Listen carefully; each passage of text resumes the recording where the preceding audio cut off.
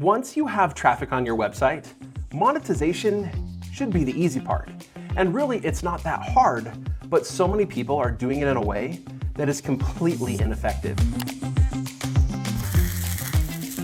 So today we are looking at fishtanksetups.com. This is actually one of our websites. You can see my little picture right here on the screen. But what we haven't done much of yet is actually improving a lot of the old content. And I want to show you something that so many bloggers are doing that is not working. The first one is traffic.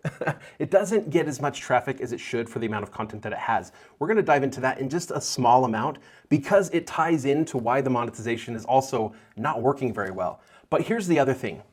This website is only earning right now $143 from affiliate marketing. Now, it actually does better than that with ads, but affiliate marketing, it's definitely laying down on the job. To illustrate that, we're gonna roast this specific post. This article is Best Aquarium Filters, Reviews, and Buyer's Guide. First of all, when I see that title, the first thing that comes to my mind is another product review blog post that's probably full of a bunch of information about products that the writer has never touched or used. Now, to be fair to the guy that created this website, I actually think he's probably used at least some of these products because he clearly has experience with fish, he clearly has experience with home aquariums, and he talks about that a little bit. But as we go through this article, we're not gonna find a very compelling reason to wanna click through to the products that are recommended here. Nor do we have a very compelling reason to even read this article in the first place, which is part of the reason why I don't think this article does very well. Let's look at the article first, and then we're gonna see how it fits in holistically with the website. So here, very first, we have some content about what to look for in an aquarium filter. Size matters, okay. Like the size of the filter or the amount it can filter. That's not actually that clear here. The types are the amount and types of fish, the flow rate of the filter brand. There's certain brands to use and certain brands not to use. And then here we have a table with a list of the 10 best aquarium filters. Okay, so at this point, I have nothing helping me make a decision as to which one I want. We're told that the filter brand matters. We're told a little bit of information here about flow rate, but again, not enough for me to be able to make my own decision. So what do we have on here? Well, look at this. We have these nifty anchored links. I click on it, boom, it takes me to that one. I get this. This looks like an ad. If I'm scrolling through the blog post and I see that, my eyes go right past it because on the website, and you're not seeing it now so much, but on the live site, you'll often see there's other ads provided on this website from Ezoic. And this looks just like them. And so my eyes are gonna skip over. I'm not gonna see that's part of it. Well, that is the affiliate link. So if I don't click on this, there's no affiliate commission to be had. I have to click on the button or somewhere up here. Within the content, there's no contextual link. I'm also given pros and cons, as well as a bunch of neat information about the product, but it's barely better than a product description on Amazon. What I'm not given here is a strong decision-making process that's gonna help me decide which of these 10 best filters I should buy. So given the information, I'm left to my own devices to figure out which one best fits my situation. Now, to be fair here, in some cases it talks about, yeah, some of these are rated for different sizes, 30 gallons, but it also goes up to 200 gallons in this type. Or this one, well, pros and cons. Well, this one's really quiet, but you have to buy add-on filters because the ones that come with it are low quality. So again, I'm not given a clear process to make my own decision. I think one of the biggest problems here though is that the only affiliate link is this one, and people aren't clicking on that because it looks like an ad. All of the content here for the rest of the article is basically just descriptions of the different filters. Now we have a little bit more information. There's mechanical filtration, biological and chemical filtration, but without knowing this beforehand, before looking at the different products, I don't even know which one I wanted, and I don't know which of those filters fall under each one. These different types of filters, again, we made a whole bunch of assumptions that people understood what we were talking about the different types of filters when we gave them all this information. But then we put the description of what those were at the bottom. They needed to know that beforehand. Now we have a few frequently asked questions. I don't have any problem with this section, but I think that there's a better way. Let's look at what could be done instead. This is an article that was written based off of that previous article to replace it. But as we go through it, look at the way that it's formatted. We start by talking about the different types of filters. For each one, we talk about what they are, how they work, what they should be used for, And then we just make a recommendation of that type of filter that we think would be a good one for them to buy. And we put the link right here in the text. Number 2, canister filters. It's a different type of filter. Diatomic filter, fluidized bed filter. These are 5 different types of filters, or 6 or 7, 8. There were only 5 talked about in the other article. But we talk about the different types of filters, when you should use each one, what the price range looks like for each one, and then make a single recommendation for one that they should buy if that's the type they decide to go with. Then we talk about biological, chemical, mechanical filtration. This is basically the same. And then we're done with the article. When somebody reads this, there's a few things that are different in their mind.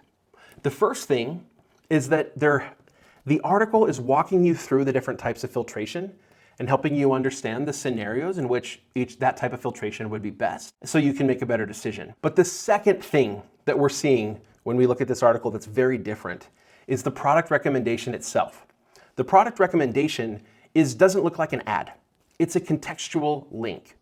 There are situations in which I think that a product image, and even like something that's visual, a call-out box that draws attention to it, and has a button to go check the price, I think has a lot of value. That's why sites like the Wirecutter have been doing it for a long time. The Wirecutter is now actually owned by New York Times, and I think the content is maybe not as good as it once was, but this is what a lot of people are going for and why they want those boxes.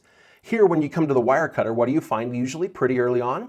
You find a big box that draws your attention with our pick for the best product within this product review. The difference is the Wirecutter has set up a reputation, and they make it clear in every article that they're still doing this, where they actually test every single one of those products. I am given very little to no indication that any of the 10 filters listed in this article were actually tested by the author. That said, do I think we might benefit from having a nice call-out box here that's well formatted and draws the person's attention? I think maybe. We want to make sure it doesn't look like the rest of the ads that are served on our website. And even then, I would want to test it. I would probably publish the article as it is, and then I would probably, once the traffic kind of levels out, I would try it one way, and then I would add those boxes and try it for a couple weeks, and then switch it back. From doing that, we can start to see if there are any benefits for our specific audience in having a call-out box like that. In this case, where I'm making a specific recommendation for each type of filter, I might have that call-out box. At very least, I would want to add a product image here in this section of the article to show them what the product looks like. Honestly, I'd love to have some sort of a diagram or photo under each one of these to show what that type of filter looks like. But this is only part of the issue. Yes, the article isn't converting amazingly, but the bigger problem is that the article isn't getting seen nearly enough. I'm going to show you the Google Analytics for this website. I know a lot of people don't like to show this. This is the last 30 days as of the time of me recording this video. And I want you to notice these top 10 articles on the website. The first one of these articles that's really a product-focused topic is number 7 on the website. And it gets less than half the traffic that the number 1 article does. In the top 10, there are only 2 articles that are on a product-focused topic. And these topics aren't even on generic products. Best aquarium filter is kind of a broad topic, and it's definitely very product-focused. However, there are a lot of people that are going to search, what are the best types of filters for small aquariums? Not necessarily because they're looking for a product recommendation per se, but because they just need to understand how in their specific situation, filtration might be different. And when you keep that in mind, you'll see that the top articles on this website, like we've been seeing and saying for years, tend to be those that answer specific questions that people have with helpful information. And then where the product recommendation that's made in the article, if there's one at all, is out of helpfulness, not out of, trying to make a sale. When I see this article, I think, they're trying to make a sale, and they honestly don't care which of these 10 links I click on. When I see this article, I think, they're providing me helpful information, and oh look, they're making a recommendation of a specific filter that is of the type that they're talking about. That's not to say that this article is perfect yet. I've highlighted a couple things I would do differently. This article still doesn't really walk me through a decision-making process to help me know exactly which type of filter I should get. So I do think that there's still room for this article to improve, to better convert for sales, but also to become a more helpful resource to rank better in search, like these other ones do. You can see now just how many opportunities for affiliate links have been completely overlooked in the writing of the content of this site. This website took a huge hit in traffic before we ever bought it, and I believe a big part of it is for that reason. Because there's a fair amount of this product-oriented content that just doesn't give me enough information to make a good decision and doesn't make me confident that you know what you're talking about. These are actually 2 of the 4 different strategies that we use for affiliate marketing at Income School and that we teach to our students in Project 24. So those of you in Project 24, make sure you go check out the affiliate marketing course if you haven't yet, so you can learn those 4 different strategies and start implementing them across the content of your website. And if you're not in Project 24 and you haven't seen this video yet, you definitely should go check it out. You want to see how monetization fits into the overall blogging plan that we've created for you. We'll see you guys next time.